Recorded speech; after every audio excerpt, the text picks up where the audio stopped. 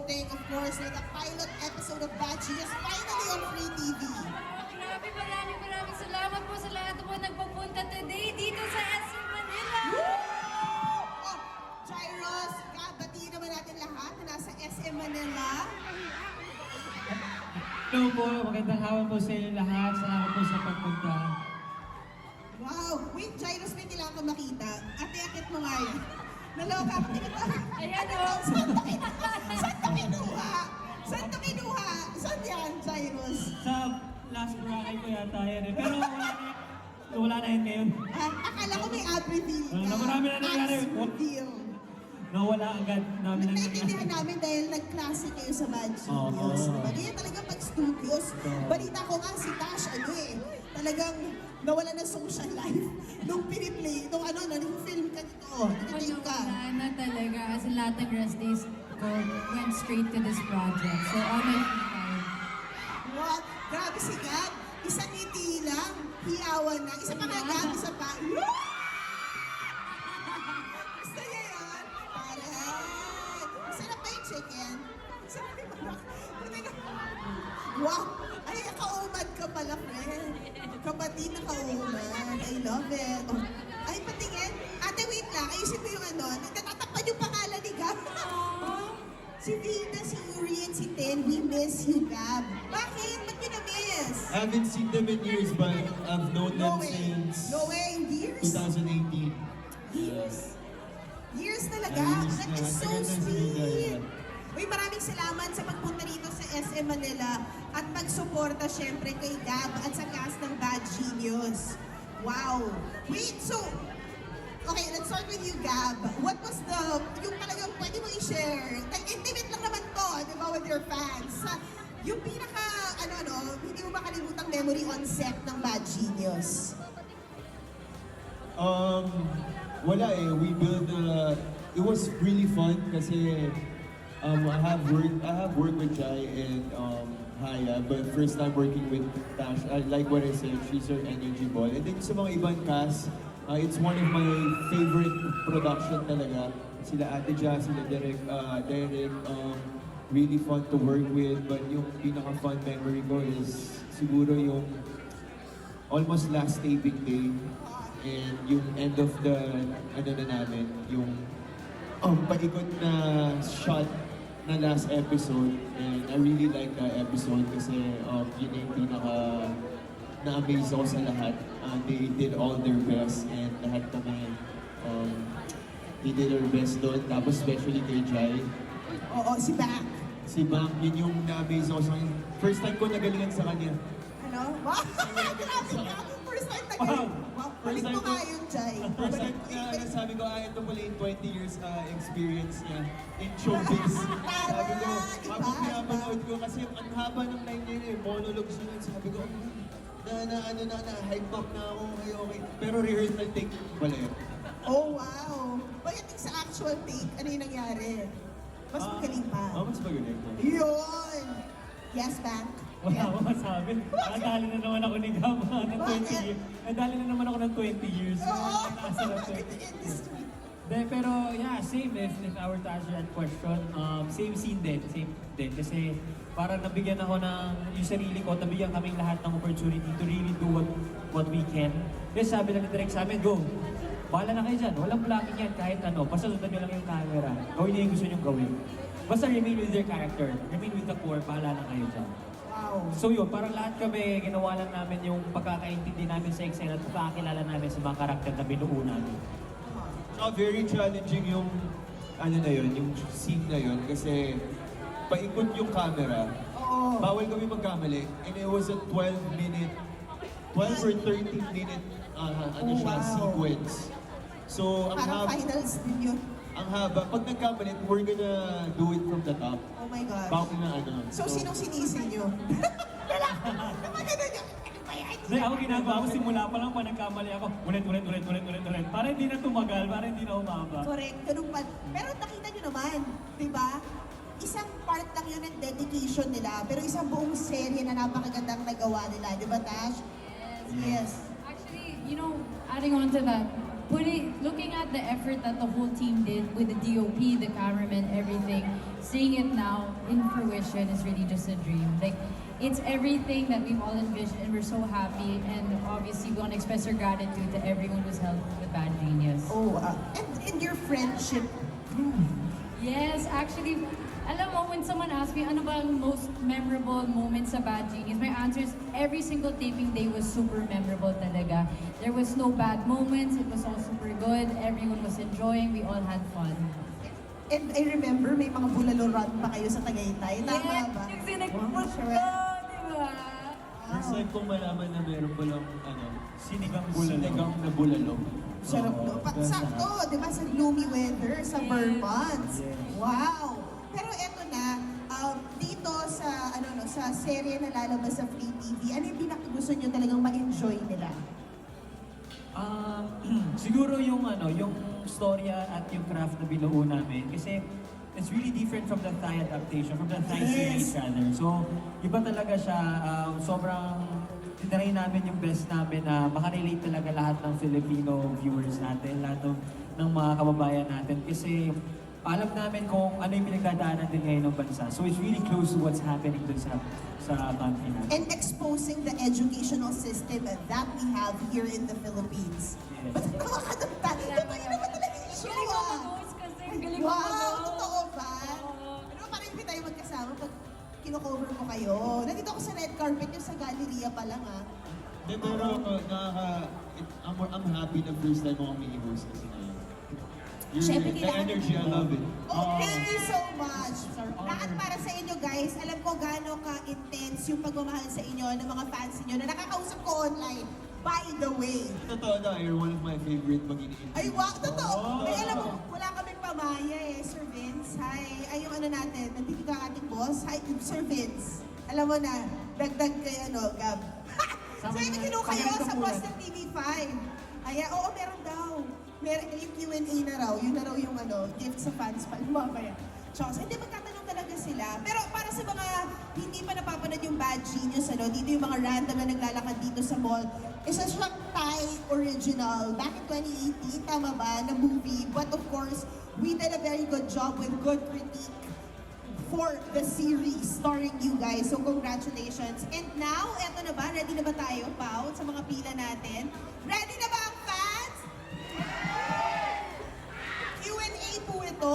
Ayan. So, hindi na sila pipila dahil nandiyan na sila. Ate, please state your name, your number, and your Maya. Charot.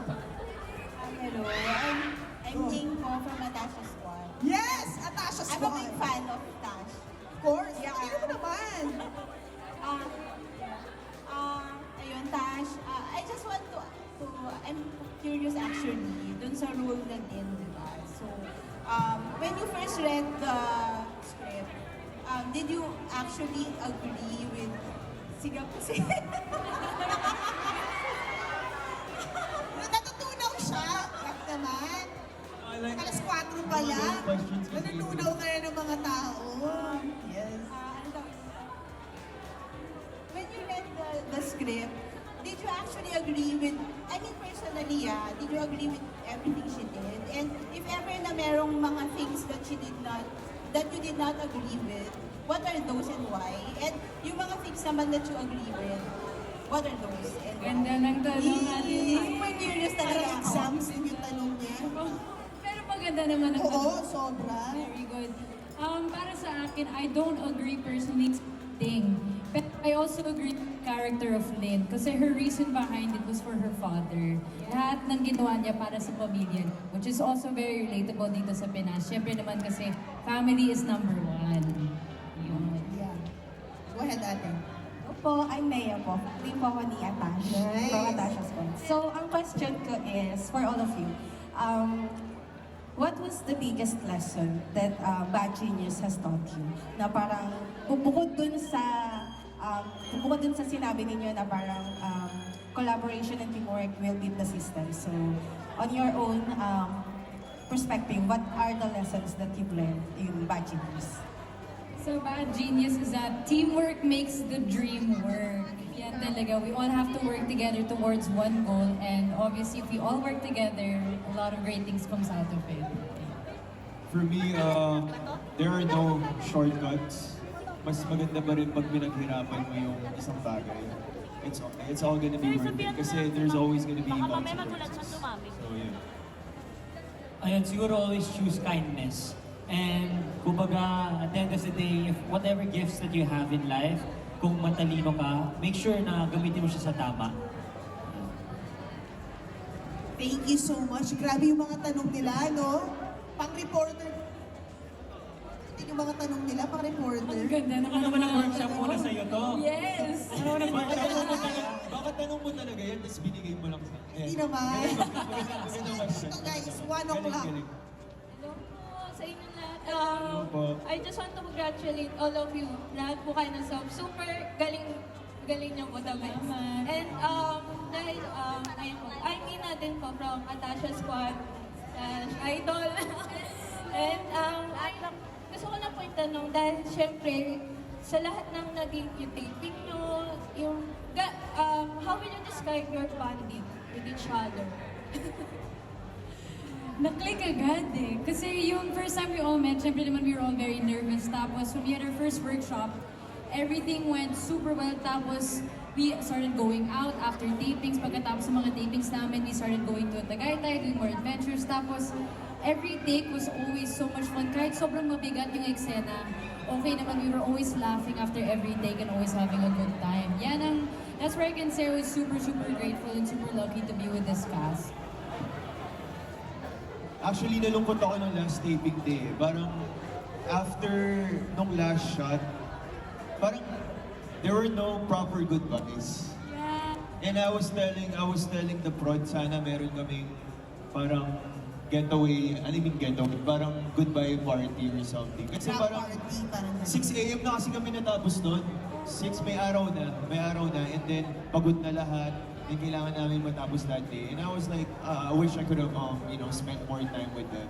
Because we really build friendship and family. Yun naman yung maganda sa bawat bagong show, you build new friendships and yun na never mo ma-forget yung mga experience na. And grabe rin yung pinagdaanan namin sa Bad Genius. It's not an easy project, especially yung mga shots na ginawa nila ni Derek Derek. So yeah, I'm really thankful to be part of the project. Yeah, siguro, hindi lang sa amin nabuo yung friendship and family. Even the people, gaya na sabi ni Gab, even the people behind the camera, sobrang naging malapit sa amin and sobrang maging unforgettable sila. Kaya happy kami kasi hindi lang yung relation na sa aming apat, na kay Direk. Lahat ng support, kahit hindi man siya about the movie, pero yung support lang, yung warmth lang, ng energy lang ng bawat isa, ng staff at ng crew sa amin. Malaking tulong yun kasi nakakagaan magtrabaho, mas excited ka magtrabaho sa araw-araw kasi walang pressure with the people behind your back. Parang punta ka lang doon, you're just gonna do your work, and then alam mo lahat ng tao mag-a-align yung energy and support sa'yo. Thank you. Thank you so much. Hello po, good afternoon po. So from Atasha Squad din po, pero yung question ko po para sa inyo tatlo. Ano lang po yung similarities nyo as a character po sa Bad Genius tapos in real life din po? Uy, maganda yun. Similarity siguro, yung love para sa tatay niya. Very, very similar into real life is that the same love that we would do anything for our family is the same thing I would do for my own in the regards to the character Lynn. Pero siguro makaiba in a way where yung personality ko mas makulit, si Lynn masyadong serious, tapos lahat contained, everything's compressed. Lahat na nangyayari na sa utak niya, she doesn't ever reveal her true emotions. Siguro yung similarities naman, magmaliit na bagay lang. Yung joke lang. Hindi, yung siguro yung love for family din as well. Kasi makikita talaga dun kay Bang kung gaano niya kamahal yung family niya. So, ako kasi sobrang love ko yung family. I always put my family first. May loved ones ko, yung mga tao na nagmamahal sa akin. So, siguro yun. And at the same time, yung core niya na syempre may iba tayong mga paniniwala in life. May iba tayong mga understanding and everything. Naniniwala siya as long as tama yung understanding niya, tama yung paninindigan niya, panghawakan niya. For me, siguro yung naging hunger niya na maging proud yung dad niya sa kanya. Kasi he wants to prove himself sa dad niya. And I was like that before, but me and my dad are good now, so, and I made him proud naman. You always want your parents to be proud of you, so, yeah. Alright. Ang bilis! Grabe, we're down to our last question pala. Oo, ang daming siyang tanong, pero Sige, yung last question mo, 5 questions. Joke O lang. sige, si don't Jack worry, may magsasagot. pictorial kayo after. Go ahead, ate. Hi Tash, hi Jai, hi Rob. I'm so happy na nandito ako kasi from premiere night, present na kaming Atasha Squad. And sobrang, congratulations kasi, napakaganda ng series na to. As in, tumatak yung bawat character niya. So, ito na yung question. Yun. So, kinakabahan ako. Ang question ko, kung sa totoong buhay ba, as Lynn, Bang, and Pat, gagawin nyo rin ba yung cheating na ginawa nila para lang ma-justify yung rason ng bawat na Save the best rason for ng last. na cheating, kung bakit yung ginawa yun sa'yo. Ang ganda naman ng tanong. Ang ganda. Ginalingan mo doon, would I do it personally? Yes, I would. Because we were able to experience it and knowing what their true purpose was, which was to fix a broken system, which is what everyone deserves, which is a fair education. Yes, I would definitely do it. Ako na siguro, oo. Nagkataon lang siguro yung reach nung apat is just within their range. Sa school lang, di ba? Even the other cheating na hindi ko na, I mean, some of you already know, na hindi pa rin ganun kalawak eh. Siguro kung ganito yung reach ng bawat isa, siguro gagawin ko para lang ma-beat yung system, para lang magkaroon ng pagbabago sa kung anong meron tayo ngayon sa bansa. For me, ayoko kasi yung ginawa ni Pat nung sa simula. Ayoko yung, iba kasi yung rason ni Lynn, iba rason ni Bang, iba rin yung rason ni Pat. Pat just wanted an easy way. And I didn't like that. He wanted to just pay for the answers, an easy way to graduate. And yeah, I wouldn't do it. Wow! I love it. Ay, ito na talaga, syempre. Dahil nandito sila kanina pa, may pahabol pa tayo. Bonus question! Hi, I'm Mika from Team Natasha. Yung question ko is, did you rewatch the original Bad Genius movie and series for inspiration? Or did you want to bring a fresh take to your character? Siyempre, of course naman, we watched well, for me personally, I watched yung US tapos yung Thai version, yung movie and series. Pero while watching, I go, how can I little bit different? How do I make it different from the character? And luckily, thanks to the Direct and the whole team, they were able to rewrite the story in a way where it's more relatable to the Filipinos. Oo, importante yun. Kasi bakit? Kahit na gumawa kami ng panibagong touch namin dun sa character, sa ko yun na naisip ko, kahit gumawa ka ng panibagong touch dun sa character, kailangan ma-remain yung core ni Bang kasi yun yung nakilala ng mga tao na Bang. So at the end of the day, what's important is you leave the core, right? Kung paano siya nagsimula hanggang sa iba't ibang adaptation. But ang babaguhin lang natin is paano siya sa mom niya, paano siya outside the school, paano siya sa school. So, and ibang atake lang siguro, ibang klaseng personality a little bit. But the core itself, dapat manatili yun. Kaya importante na mapanood yun. Kaya pinanood ko talaga. Actually, assignment talaga namin yan, panoorin yung Thai series. Before we started, and then before we went to workshop, kailangan namin aralin kung paano talaga yung characters namin. Pero syempre, Direct didn't want to do copy and paste. He wanted a, Filipino version of Pat when it comes to his dad or how, kung gaano siya ka-loud. Sa akin, mas gusto niya mas loud ako eh. Instead na si Pat na mas, actually gusto niya mas, tame down si Pat na hindi ganun ka, gusto niya yung parang, what's that show ulit? Oo, alam mo itong lalaki. Gossip Girl, yung lalaki na gusto niya. Chuck Bass. Chuck Bass, yeah. Yun yung gusto Panahon sa ko yun akin eh. Direct. Alam ah. But yeah. Wow! Okay ka na, ate? Ito na. Si Jason Beck. Eto, guys, of course, final words lang. Siyempre, bago natin ma-meet ang ating mga nagtanong kanina at photo op, what do you want to say about Bad Genius and what they'll really expect if it's their first time to watch it? Ganda ng tanong din yan, MJ!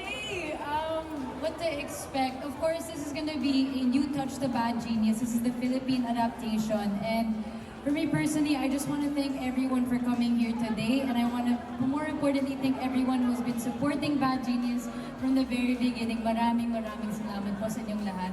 And I really hope you guys enjoyed the show because we gave everything that we could. Thank you. Yeah, syempre first of all, thank you for coming here, guys. And also, yung support ninyo from episode 1 to the last episode, sobrang ramdam namin yon. Nagbabasa kami, lahat yun na-appreciate namin and very thankful kami and grateful sa support ninyo. And hopefully, sana ganun pa rin, kahit napanood nyo na, no, let's take this opportunity na mapanood siya sa Free TV. Let's spread the good news na nasa Free TV tayo ngayon every Saturday. So, ayun, again, maraming salamat. Yes, first of all, thank you po sa time nyo na pagpunta dito. Appreciate you guys. And of course, thank you sa TV5 that you guys are letting us, Signal Play, for letting us play sa Free TV. Sa mga nanood since episode 1 na natapos nyo, maraming salamat po sa pag-support. And sana supportan nyo pa rin po. Thank you. Alright, thank you so much, guys. May I invite you, Tash, Jairus, and of course, Gab, dito sa gitna ng stage. And of course, Groovy daw. Groovy daw muna. Madaming set ng photo to. Huwag kayo mag-alala.